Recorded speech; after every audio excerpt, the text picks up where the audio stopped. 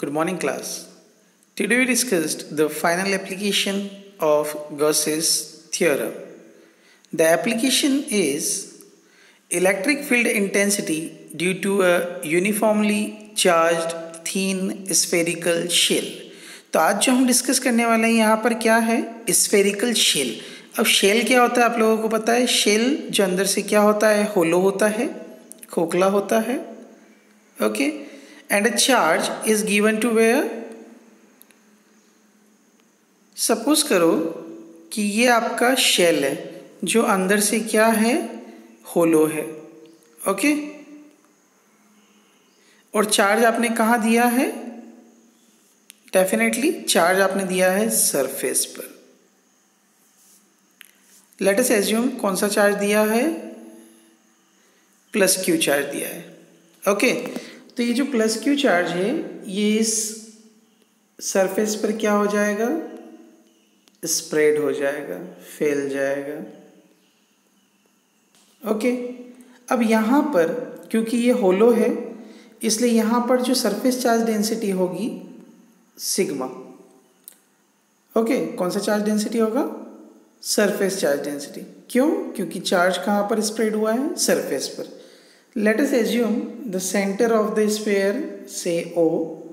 The distance from the surface to the center is capital R. Is that clear? Okay. Now, in which we discussed 3 different cases. So, student, please watch the video carefully. Okay?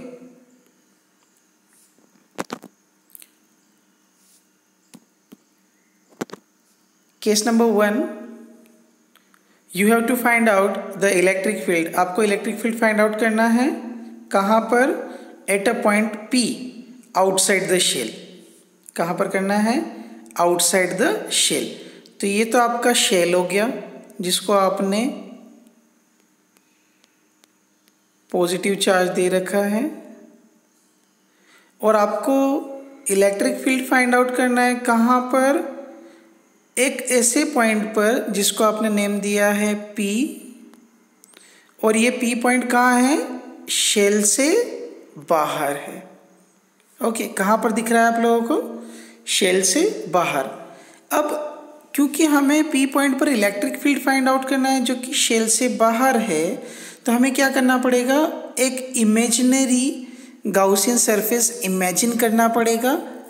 Okay, क्यों, क्योंकि आप लोगों को पता है कि charge जो होना चाहिए वो क्या होना चाहिए, गाउसियन सरफेस में हमने को 3 पॉइंट्स के बारे में बात किया था. पहला, charge should be enclosed by the close surface, electric field is same at everywhere, and electric flux is always normal to the surface. Okay, so we imagine another spherical surface. अब ये जो हमने स्फेरिकल सरफेस एज्यूम किया है इसका radius है small r, और ये जो छोटा स्फेयर है इसका रेडियस कितना है, capital R. Is it clear? Okay, अब ये चार्ज एनक्लोज्ड है. ओके, नाउ अब यहाँ पर इलेक्ट्रिक फील्ड के बारे में बात करेंगे. तो इलेक्ट्रिक फील्ड देखो, इस सेंटर O से यहाँ तक का डिस्टेंस स्मॉल r है, यहाँ से यहाँ तक का डिस्टेंस भी स्मॉल r है, यहाँ से यहाँ तक का डिस्टेंस भी स्मॉल r है. क्योंकि आपको पता है कि इलेक्ट्रिक फील्ड जो है 2 ही बातों पर डिपेंड करता है, चार्ज पर और डिस्टेंस पर. तो चार्ज तो सेम है और डिस्टेंस भी हर पॉइंट पर क्या है, सेम है, इसलिए इलेक्ट्रिक फील्ड भी क्या होगा, सेम होगा. Okay, let's discuss. तो ये तो रहा आपका स्फेरिकल शेल जिसको आपने पॉजिटिव चार्ज दिया हुआ है. ये रहा इसका सेंटर O और इसका रेडियस कैपिटल R, और ये अंदर से एक बार फिर से मैं बता देता हूँ, ये होलो है, खोखला है. कौन सा चार्ज दिया है इसको, Q चार्ज दिया. और हमें इस पॉइंट P पर इलेक्ट्रिक फील्ड को क्या करना है, फाइंड आउट करना है. So we assume a spherical Gaussian surface. Which Gaussian surface, spherical Gaussian surface. Okay, of radius small R, और इसका रेडियस कितना है, स्मॉल आर है। So we assume a small element of surface at point P, which we says that it is ds vector, and ds vector is always normal to the surface. Okay, and electric field is also outward because the positive charge. अब electric field इस surface का क्योंकि positive charge दिया हुआ है इसलिए इसका direction कहाँ होगा, आउटवर्ड होगा। Okay, from Gauss's law. अब हमें ये पता है कि गॉस लॉ ने क्या कहा था कि जो नेट इलेक्ट्रिक फ्लक्स होगा वो Q बाय एप्सिलॉन नॉट के बराबर होगा। यस, यही बात हुई थी। और जो नेट फ्लक्स होगा, नेट इलेक्ट्रिक फ्लक्स होगा, वो क्या करने पर हमें मिलेगा, सरफेस इंटीग्रेशन करने पर मिलेगा। किस किस के बीच में, E वेक्टर और ds वेक्टर के बीच में। और इस डायग्राम से हमें पता चल रहा है कि E वेक्टर और ds वेक्टर दोनों ही क्या हैं, पैरेलल हैं, इसलिए बनने वाला एंगल इनके बीच में क्या होगा, 0 डिग्री होगा। और आपको पता है ना cos 0 क्या होता है, 1 होता है। तो क्या हो गया यहाँ पर, ADS। ये सब किसके इक्वल चल रहा है, इलेक्ट्रिक फ्लक्स के। और गॉस लॉ के according electric flux he Q by epsilon not के बराबर होता है। ओके, तो यहाँ पर जो इलेक्ट्रिक फ्लक्स है E vector dot ds vector के सरफेस इंटीग्रेशन के इक्वल होता है, जो फाइनली किसके इक्वल होता है, Q बाय एप्सिलॉन नॉट के इक्वल होता है। Since E vector and ds vector are in the same direction, so therefore the electric flux is equals to E dot ds, E into ds, which is equals to Q by epsilon naught. Or you can say that phi E is equals to E surface integration से किसका होगा, क्योंकि electric field तो क्या है, same है। Surface integration किसका होगा, सिर्फ इसका, ds का। ओके, नाउ हमें बात करना है इस सरफेस के एरिया के बारे में। ये कौन सा शेप है, स्फेरिकल है। तो स्फेरिकल शेप का जो एरिया होगा उसका फॉर्मूला क्या है, 4 पाई इंटू रेडियस स्क्वायर। और इस स्फेयर का रेडियस कितना है, स्मॉल r है। तो हमारा जो एरिया हो जाएगा वो क्या हो जाएगा, 4 pi r square, which is equals to Q by epsilon naught. यहाँ से हम इलेक्ट्रिक फील्ड के लिए फॉर्मूला बना लेंगे। तो हम 4 पाई r स्क्वायर को क्या करें, उधर भेज दें, तो भेज देते हैं। हमारे पास ये चीज़ अवेलेबल है, E is equals to Q by 4 pi epsilon not into r square. तो इसको हम ऐसे भी लिख सकते हैं, 1 by 4 pi epsilon naught charge by distance square.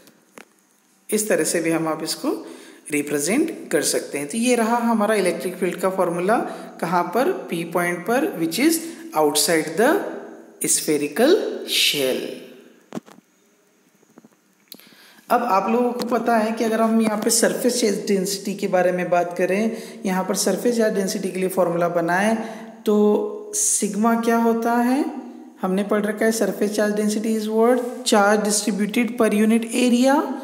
तो चार्ज किसको मिला हुआ बेटा, शेल को, जिसका रेडियस कितना है, r है, कैपिटल R है।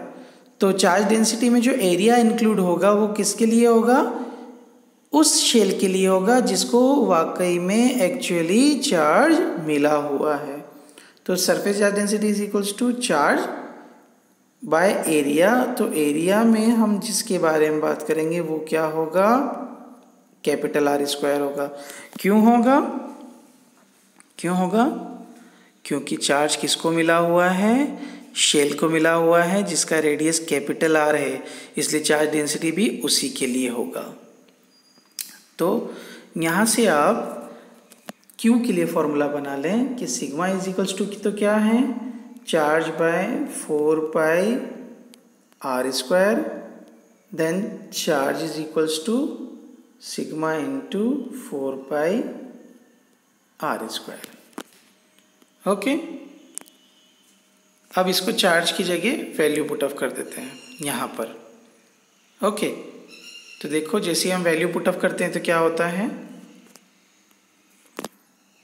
तो E is equals to Q की जगह हमने रख दिया sigma into 4 pi capital R square upon 4 pi epsilon naught small r square. तो 4 पाई से 4 पाई क्या हो जाएगा, कैंसिल हो जाएगा, और जो टर्म बची वो हमारा क्या हो जाएगा, इलेक्ट्रिक फील्ड हो जाएगा in terms of surface charge density. Okay, so the electric field due to a uniformly charged thin spherical shell at a point P outside the shell is such that if the whole charge were concentrated at the center of the shell। यहाँ पर हमने क्या बात किया है कि ये electric field है शेल का आउटसाइड द शेल, जब सारा का सारा चार्ज कहाँ पर कॉन्सेंट्रेट है, सेंटर पर, किसके, शेल के। Okay, now next case. अब इस केस में हमें क्या बात करना है, इस केस में हम बात कर रहे हैं at a point A on the surface of the shell. पहले मैं ये टॉपिक पूरा डिस्कस करके बताऊंगा, फिर मैं इसका सिंपल सा मेथड आपको बता दूंगा कि कैसे ये केस 2 बड़े आसानी से हो जाएगा।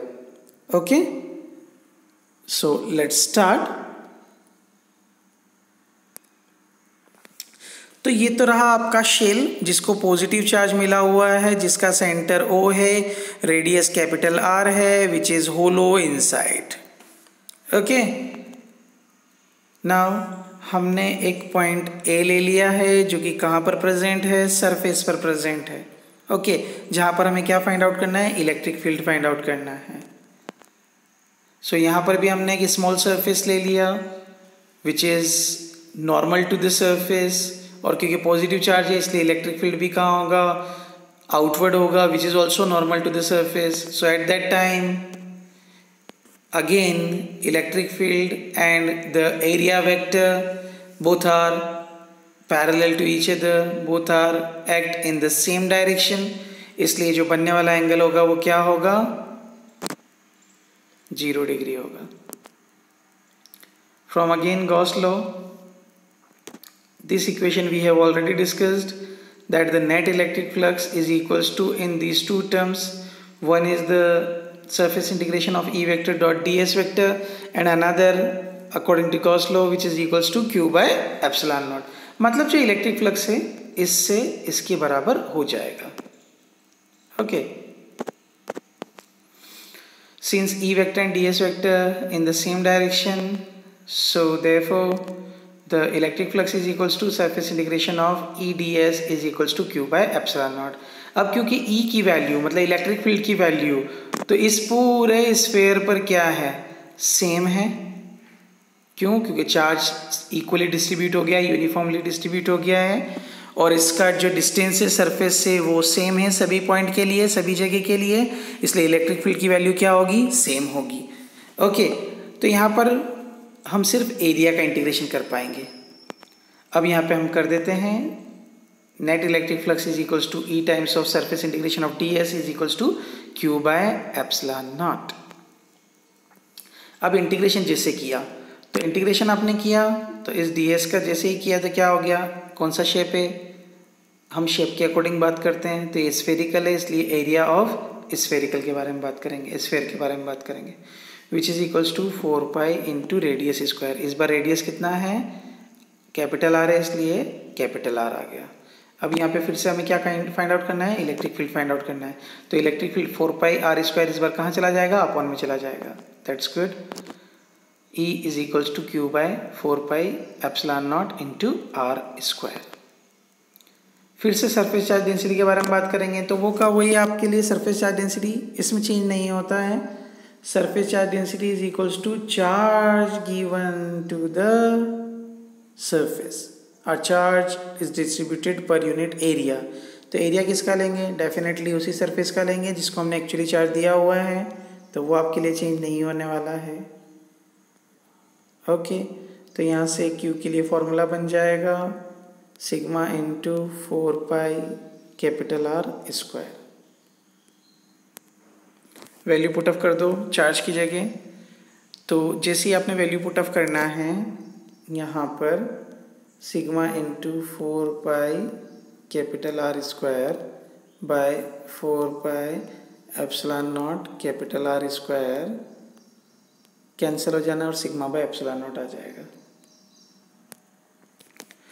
Electric field due to a uniformly charge thin spherical shell at a point on the surface of the shell is maximum। क्यों? क्योंकि मैंने अभी पहले भी बताया था ये किस बात पर डिपेंड करता है, डिस्टेंस पर डिपेंड करता है।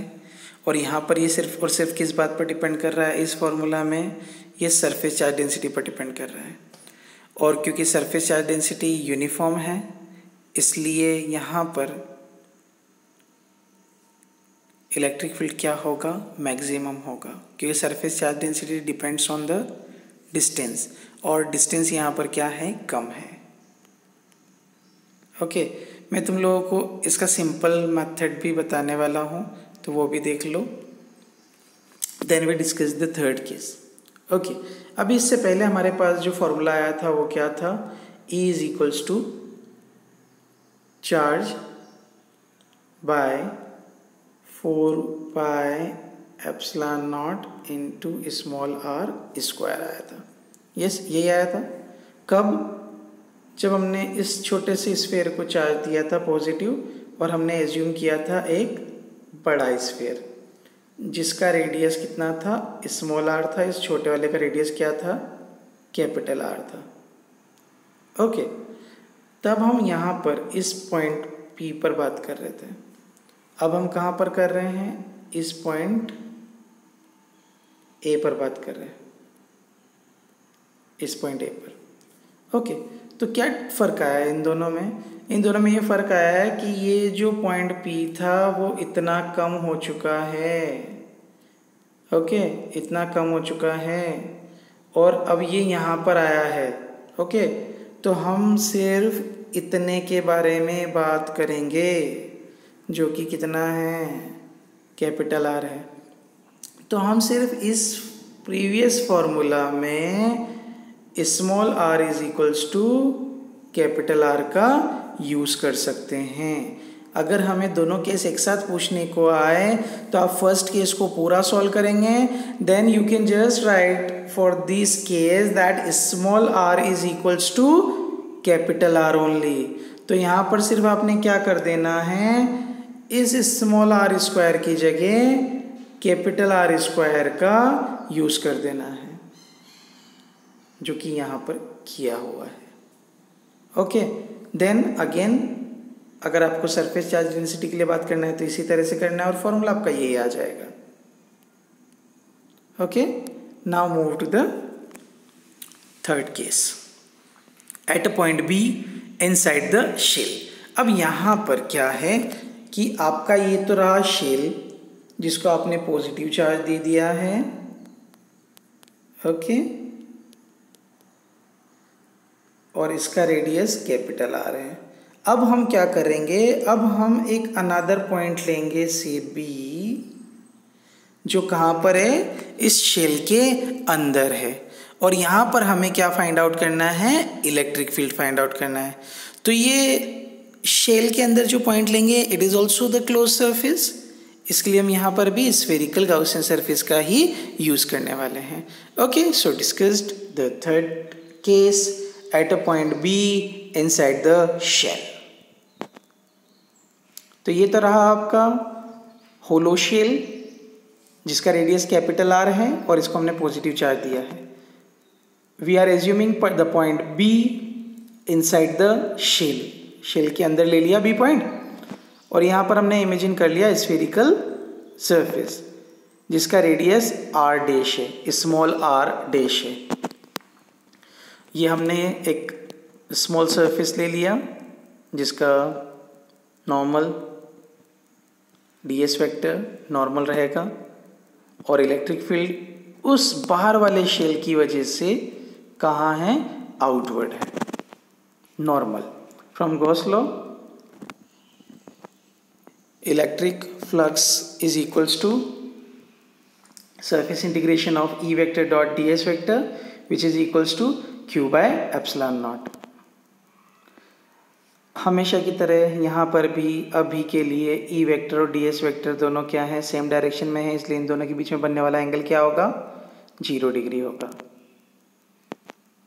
सो net electric flux is equals to surface integration of E D S which is equals to Q by epsilon not. Again net electric flux, electric field क्या है, यूनिफॉर्म रहेगा, इसलिए सरफेस इंटीग्रेशन सिर्फ और सिर्फ किसका होगा, डी एस का होगा, which is equals to Q by epsilon not. और यहाँ पर इसका एरिया ले लेंगे. Okay, E into 4 pi R dash square is equals to Q by epsilon not.